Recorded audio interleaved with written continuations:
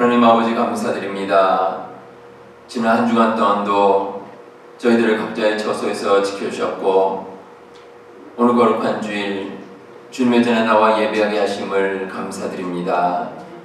이 시간 드리는 예배를 통해 우리 살아계신 하나님 만나게 하시고 신령과 진정으로 온전히 예배하는 복된 자리 되게 하여 주옵소서.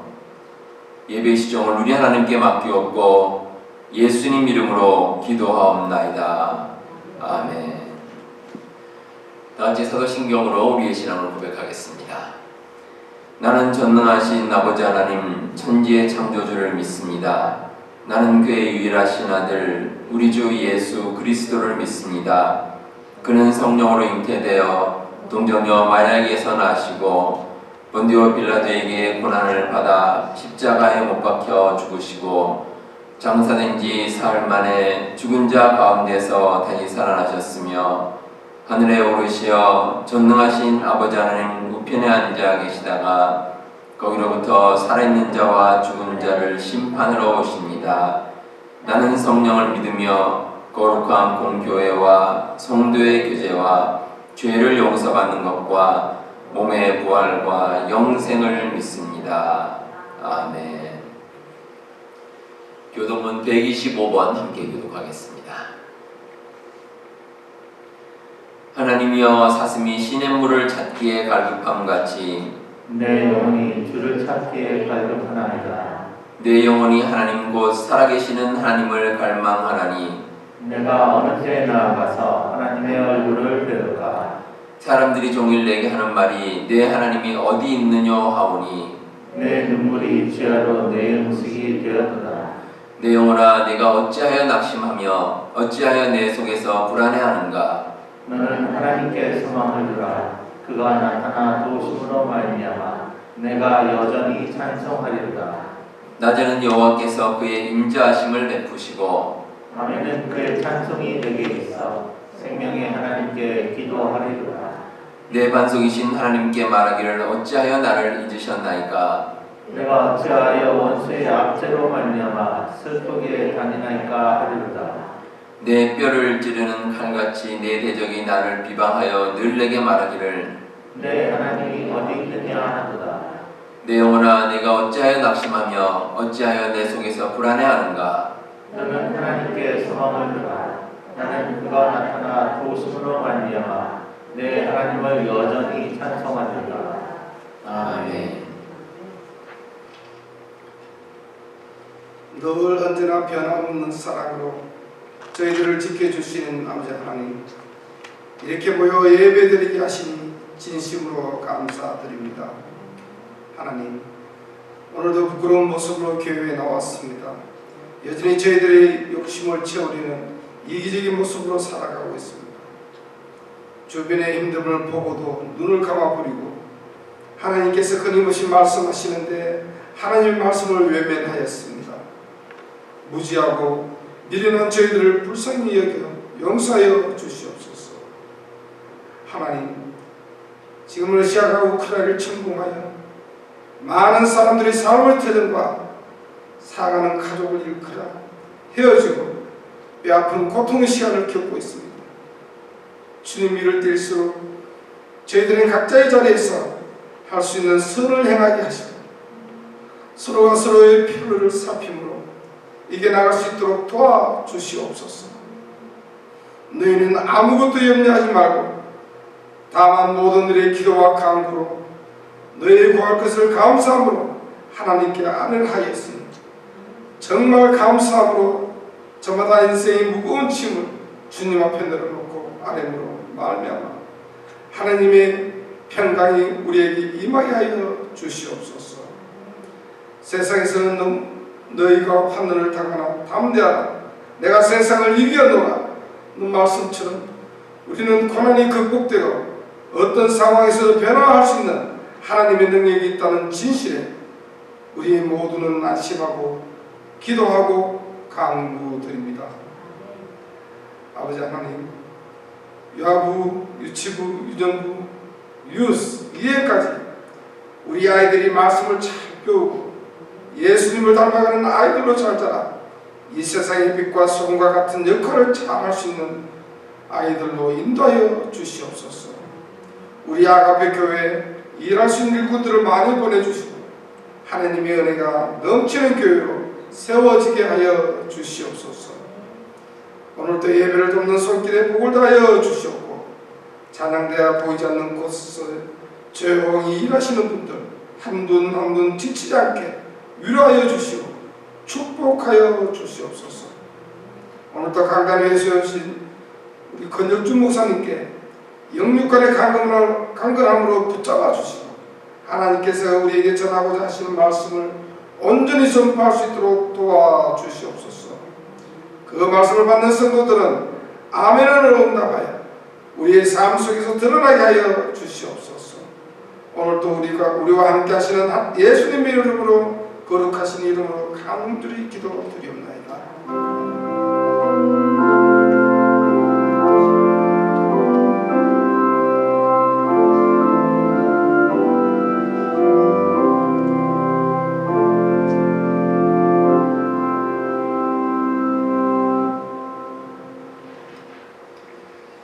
여러분 한 주간 잘 보내셨습니까? 우리 옆에 계신 분 보시면서 반갑게 인사 같이 나누겠습니다. 사랑합니다. 축복합니다. 네, 교회 소식 알려드리겠습니다. 현장 예배 드리시는 분들은 방역 지침을 잘 따라주시고 안내 협조 부탁드리겠습니다. 그리고 어제 우리 교회 대청소가 있었는데 수고해주신 모든 분들께 감사의 말씀드리고요. 그리고 1층 화장실은 리모델링 공사 중입니다. 여러분 불편하시더라도 친교실 화장실을 이용해 주시면 감사하겠습니다. 오늘은 사순절 두 번째 주일입니다. 예수님의 고난과 부활을 생각하면서 경건한 마음으로 사순절 기간 보내시기 바랍니다. 교우주소록에 기록된 정보를 확인해 주시고 그리고 사진이 없으신 분들은 촬영해 주시기 바랍니다. 시간은 오후 12시부터 12시 30분까지 본당 로비에서 있겠습니다. 기도하는 엄마들 MIP 세미나가 오늘 오후 2시에 이 자리에서 있습니다. 자세한 내용은 김현미 집사님께 문의해 주시기 바랍니다. 유년부에서 봉사하실 교사를 모집하고 있습니다. 그리고 우리 중앙노회가 3월 15일 화요일 오전 9시에 우리 교회에서 있겠습니다. 우리 교우들의 건강과 가정 생업을 위해서 계속해서 많은 기도 부탁드리겠습니다. 나머지 관계는 주보를 참고해 주시고 우리 함께 찬양하시면서 함께 예물 드리겠습니다.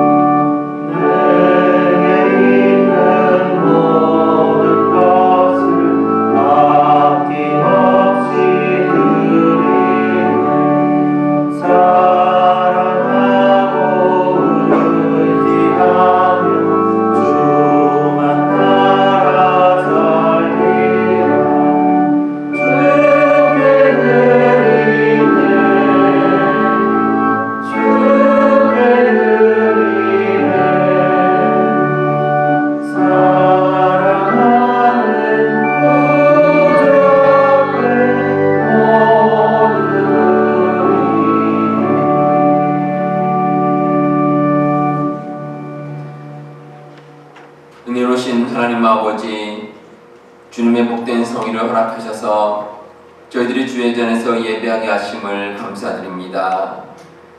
하나님께 예배드리며 귀한 물질 하나님께 올려드립니다. 저희들에게 필요한 물질을 주셔서 저희들의 삶을 이어나가도록 인도하심을 감사드립니다. 물질로 인하여 힘들지 않게 하시고 날마다 베푸시는 하나님의 은혜에 감사하는 삶이 되게 하여 주시옵소서.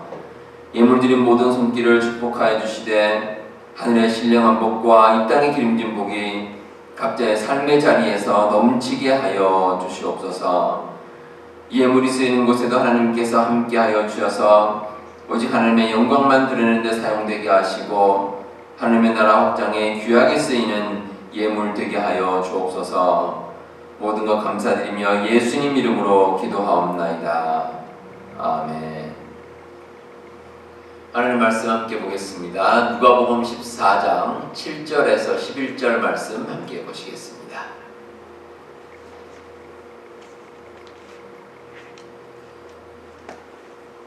오늘 말씀 찾으신 대로 한 절씩 교독하도록 하겠습니다.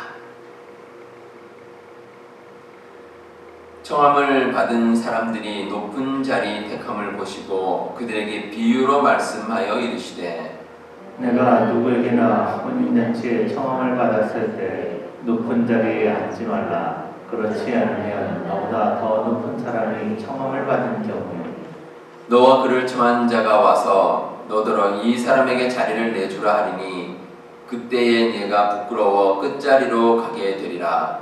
청함을 받았을 때 차라리 가서 끝자리에 앉으라. 그러면 너를 청한 자가 와서 너더러 거시어 올라앉으라 하리니 그때야 함께 앉은 모든 사람 앞에서 영광이 있으리라. 11절 함께 보시겠습니다. 무릇 자기를 높이는 자는 낮아지고 자기를 낮추는 자는 높아지리라. 아멘. 우리가 여러 사람이 함께 식사를 할 때가 있습니다. 그때 이제 어느 자리에 앉을지 사실 처음에는 좀 서로 눈치를 봅니다. 자리 정하는 것이 쉽지 않기 때문입니다. 대충 눈치껏 앉기도 하고 또 때로는 어떤 사람이 나서서 교통정리를 해주기도 합니다.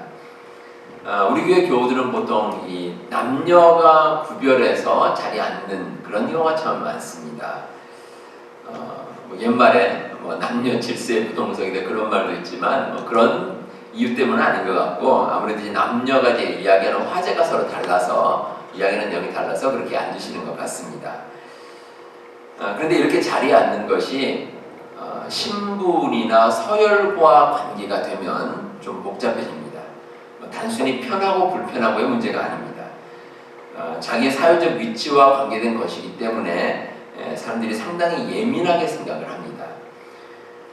제가 언젠가 그 에티켓을 강의하신 어떤 분이 서열에 따른 그 자리에 앉는 것에 대해서 말씀하시는 것을 들은 적이 있습니다. 상당히 복잡합니다. 그리고 더욱이 공식 기관이나 국가의 영역으로 확대가 되면 소위 그 의전이라는 이름으로 아예 규정을 합니다. 근데 꼭 의전까지는 아니더라도 우리가 일상생활에서도 이렇게 여러 가지 규정되는 것들이 많이 있습니다. 예를 들어서 그 자동차를 탈 경우에 보통 그 조수석 뒷자리가 가장 상석이라고 합니다. 그리고 자동차 문이 두 개거나 아니면 미니밴 같은 이런 자동차는 또 그 조수석이 제일 상석이다. 또 이렇게 이제 정해 놓는다고 합니다. 그런데 이런 상석의 개념은 사실 그 대접받고자 원하는 사람이 민감합니다. 스스로 이제 지위가 높다고 생각하는 사람은 그 자리에 앉고 싶어 합니다. 그래서 여러 사람에게 자기의 높은 것을 과시하고 또 한편으로는 그에 맞는 대접을 받고 싶다. 이런 뜻에서 그런 규정을 많이 만들어 놨습니다. 그런데 오늘 말씀에서 예수님께서는 이렇게 이제 높은 자리에 앉고 싶어하는 사람들에게 높은 자리에 앉을 것이 아니라 차라리 끝자리, 그러니까 낮은 자리에 앉으라라고 말씀을 하십니다. 오늘 말씀이 시작되는 7절에 보시면 청함을 받은 사람들이 높은 자리 택함을 보시고 이렇게 나옵니다. 그러니까 예수님께서 여러 사람들과 식사를 함께 하시는데 그런데 식사에 초대된 사람들이 서로 높은 자리에 앉기를 원하는 겁니다. 그 이유가 그 자리에 초대된 사람들이 대체로 높은 지위를 가진 사람들이었기 때문입니다. 제가 그 힌트를 1절에서 찾을 수 있습니다. 안식일에 예수께서 한 바리새인 지도자의 집에 떡 잡수시러 들어가시니 그러니까 예수님께서 어떤 바리새인의 집에 가서 떡을 잡수시는데 그런데 그 바리새인이 그냥 바리새인이 아니고 지도자입니다. 지도자. 그러니까 그 지도자이기 때문에 그 집에 모인 사람들도 대체로 사회적 지위가 높은 사람들입니다. 만약에 이 평민들이 모였다면 좀 이야기가 달라질 수 있습니다. 물론 평민들도 서로 서열을 좀 따지고 또 높아지고 원하겠지만 그러나 사회적 지위가 있는 사람들에 비할 바가 아닙니다. 사회적 지위가 있는 사람들은 그래도 서로가 높다고 생각하기 때문에 자기가 높은 사람으로 대접을 받기를 원합니다. 여러분 한번 상상을 해보시기 바랍니다. 자, 지금 이제 사람들이 많이 모여서 이제 식사를 하려고 준비를 하고 있습니다. 그런데 어떤 사람이 먼저 와서 높은 사람이 앉는 그 자리에 다 앉습니다. 근데 나중에 누군가 왔는데 그 사람도 자기가 높다고 생각합니다. 근데 와보니까 이미 높은 자리에 누군가 앉아 있습니다. 그러니까 이 사람이 자기가 높다고 생각하니까 그 사람에게 이제 눈치를 줍니다. 헛기침도 하고 또 눈치도 주고 하는데 그런데 이미 앉은 사람이 꼼짝도 하지 않습니다. 딴청을 피웁니다. 바라보지도 않고 그러다 보니 서로 이제 눈치 싸움을 하게 되고 자리를 못 잡는 겁니다. 이 당장 식사를 해야 되는데 자리도 못 잡고 어디 앉아야 될지 우왕좌왕하고 예수님께서 그 모습을 보시고 참 보다 못해서 이제 말씀을 하신 겁니다. 근데 사실 이런 혼란스러운 상황은 평소와는 좀 다릅니다. 왜냐하면 평소에는 어떠냐? 제일 높다고 여겨지는 사람이 제일 마지막에 도착합니다. 제일 마지막에 도착해서 자리에 앉습니다. 그러니까 보통은 이제 처음에는 지위가 낮다고 생각하는 사람들이 알아서 끝자리 쪽으로 앉고 그리고 스스로 높다고 생각하는 사람이 제일 마지막에 와서 중앙에 가운데 자리에 앉는데 그런데 예수님께서 이제 식사하시는 그날은 좀 상황이 달랐던 것 같습니다. 누군가가 미리 와서 가운데 자리에 다 앉아버린 겁니다. 그러니까 좀 혼란이 생기고 어려움이 생기게 됐습니다.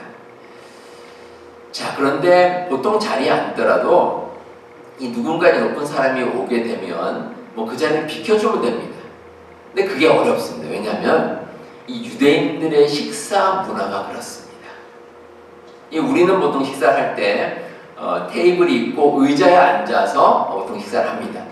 그러면 어렵진 않습니다. 누가 오면 그냥 일어서서 자리 내주고 옆자리로 옮기면 됩니다.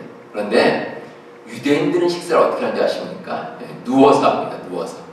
오늘 말씀에서 앉아서라고 되어 있는데 사실은 앉기는 앉는데 바닥에 비스듬하게 누워서 앉습니다. 거의 눕다시피 합니다. 누워서 이렇게 음식을 먹는데 그럼 어떻습니까? 일어서기가 참 번거롭습니다. 완전히 누워있다가 옆자리로 옮기려면 떼고떼고 굴러서 갈 것도 아니고 완전히 일어서서 옮겨야 되는데 이게 참 번거롭고 힘든 일입니다. 그리고 사람들의 시선이 이목이 집중이 됩니다. 그래서 어지간하면 한 번 앉은 자리는 옮기려고 하지 않습니다. 이제 그러다 보니까 이게 혼란이 생긴 겁니다. 이 눈치껏 옮겨야 되는데 그 옮기기 얼마나 번거롭습니까? 그 예수님께서 이제 나중에 강력한 메시지를 전달하십니다. 단도직입적으로 아주 직설적으로 말씀하십니다. 끝자리부터 앉으라. 끝자리에 앉으라. 한마디로 자리에 연연하는 것이 아니라 그냥 처음부터 낮은 자리에 앉으라는 겁니다. 그게 좋다는 거죠.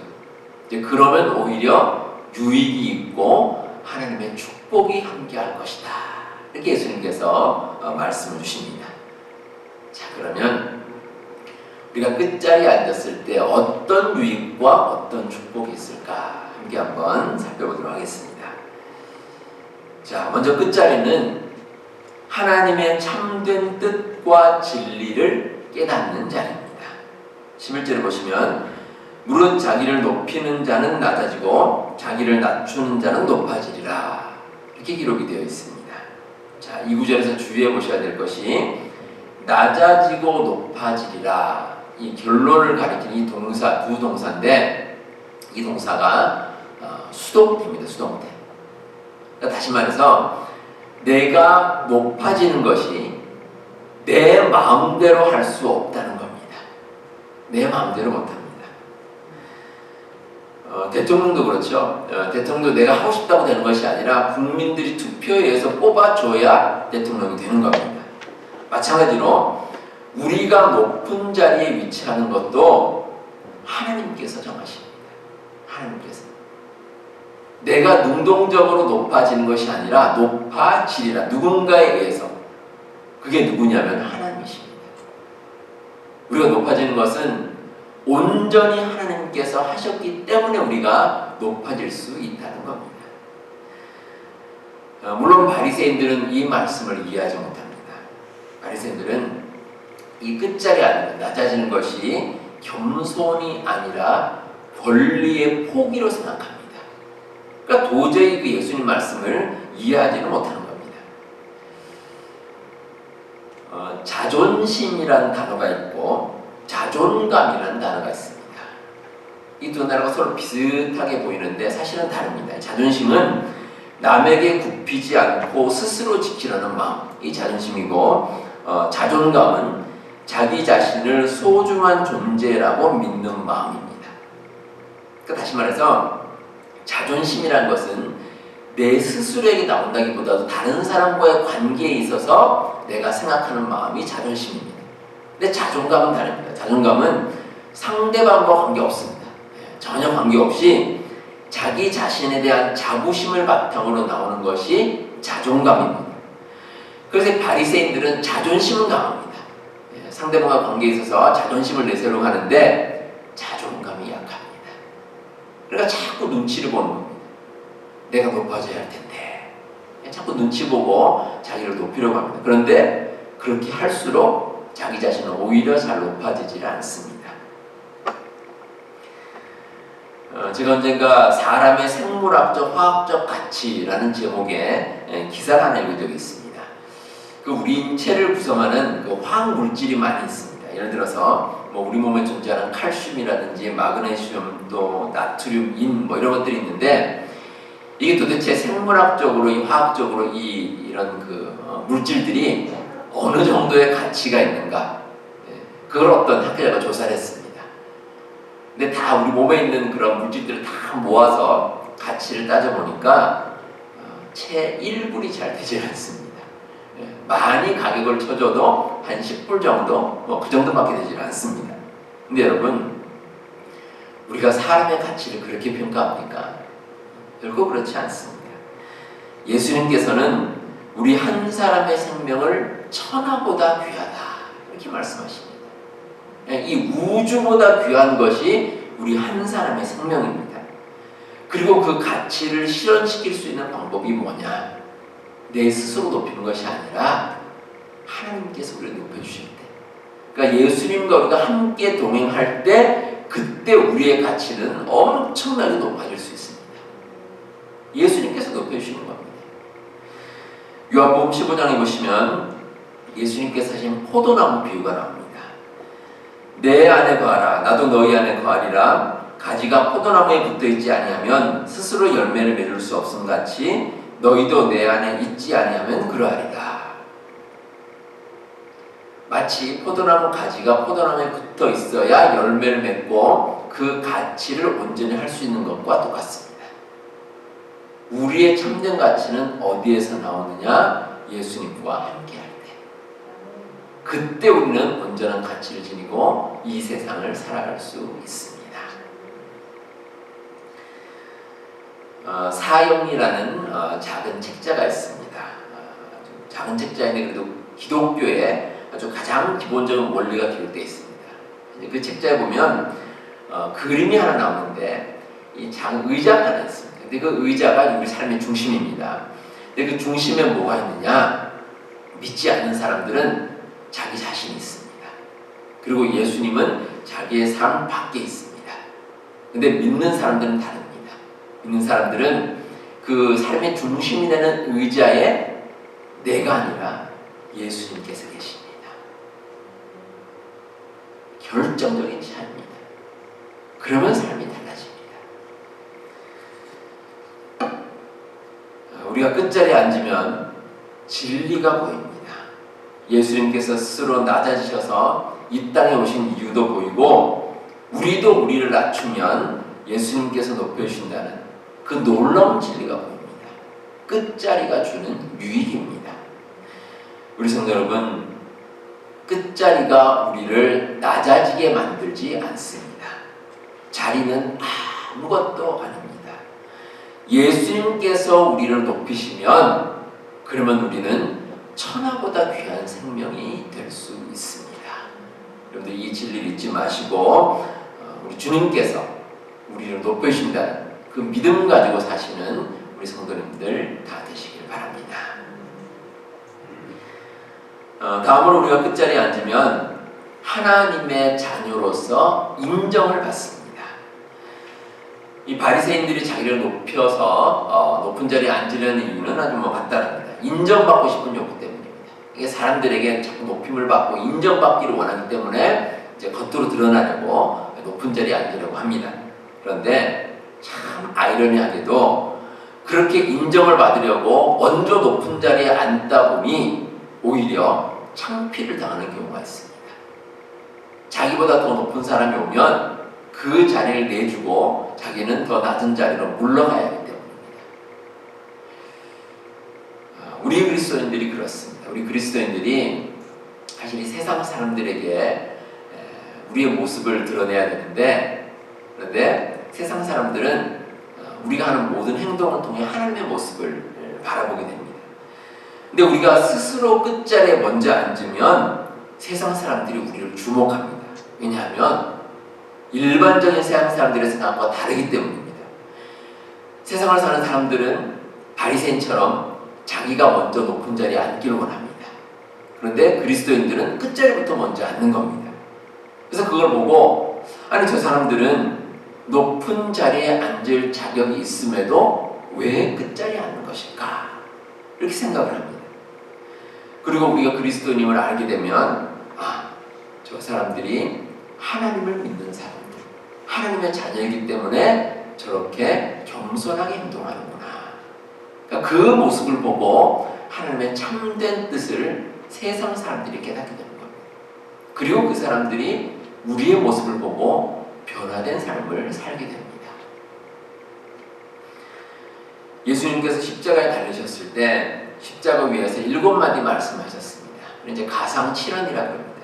이제 그 중에서 누가복음 23장 34절에서 이런 말씀하십니다. 아버지여 저들을 사하여 주옵소서.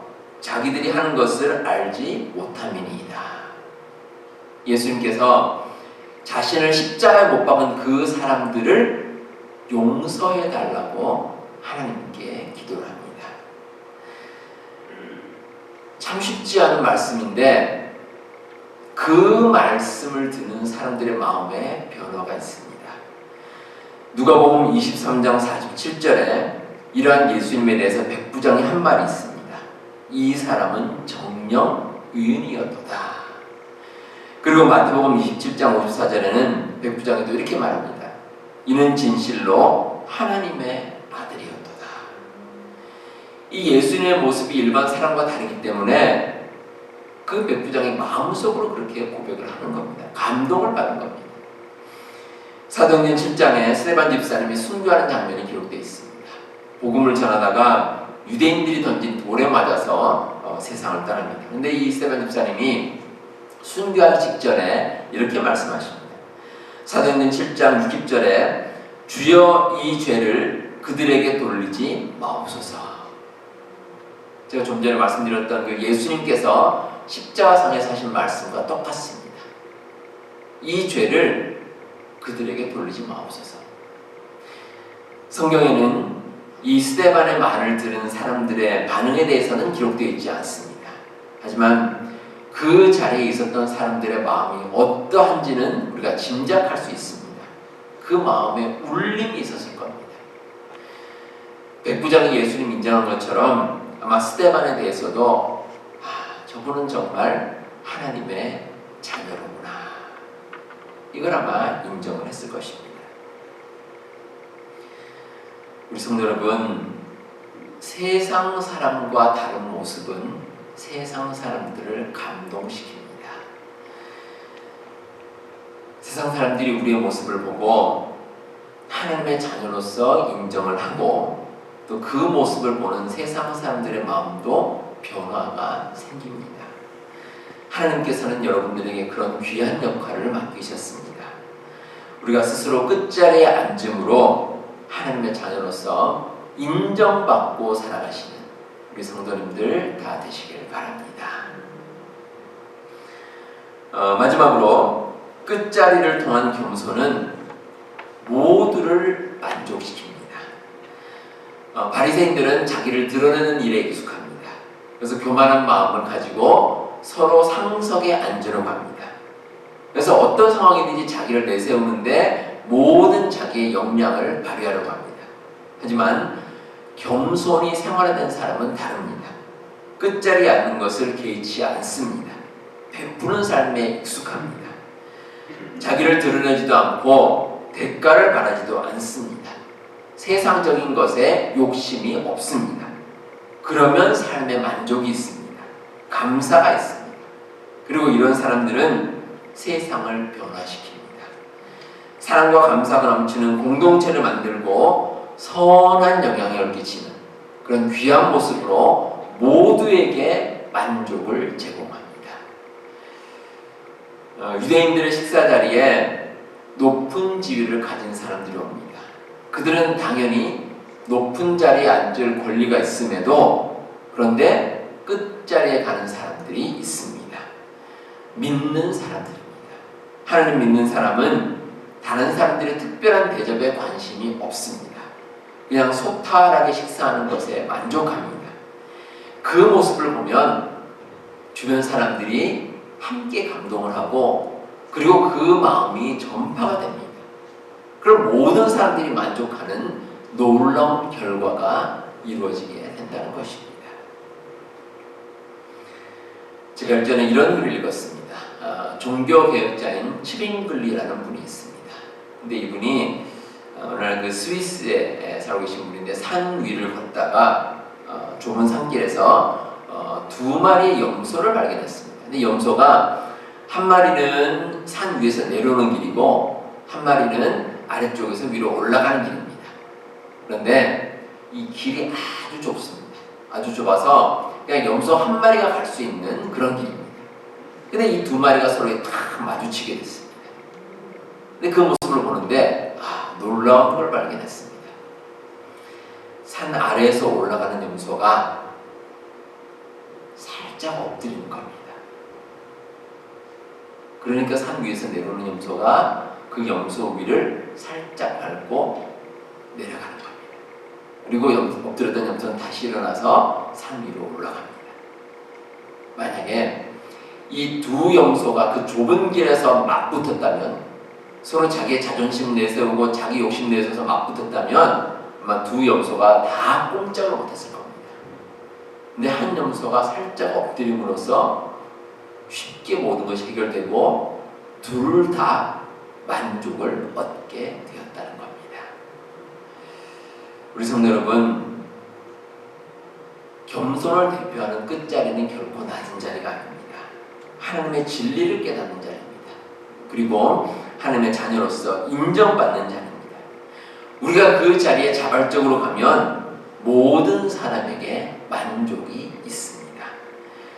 우리 여러분들, 끝자리가 주는 이 놀라운 축복을 잊지 마시고 하나님의 자녀로서 귀한 영향력을 끼치시는 우리 모든 성도님들 다 되시길 바랍니다. 기도하겠습니다. 하나님 아버지, 감사합니다.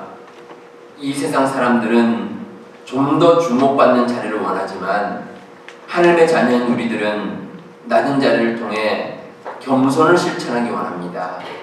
저들 마음 가운데 하나님의 귀한 뜻을 깨닫게 하시고 끝자리를 통해 믿지 않는 사람들에게 선한 영향을 끼치는 우리 모든 교우들 다 되게 하여 주시옵소서.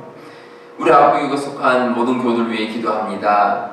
날마다의 삶 가운데 우리 하나님과 동행하게 하시고 하늘로부터 내리는 신령한 은혜가 각자의 삶 가운데 넘치게 하여 주시옵소서. 여유가는 늘 강건하게 하시고 각 가정마다 하나님께서 이루시는 축복 가운데 가는 복된 가정이 되게 하여 주시옵소서. 예수님 이름으로 기도하옵나이다. 아멘. 다 같이 마지막 찬양 하나님께 드리겠습니다. 그 이름에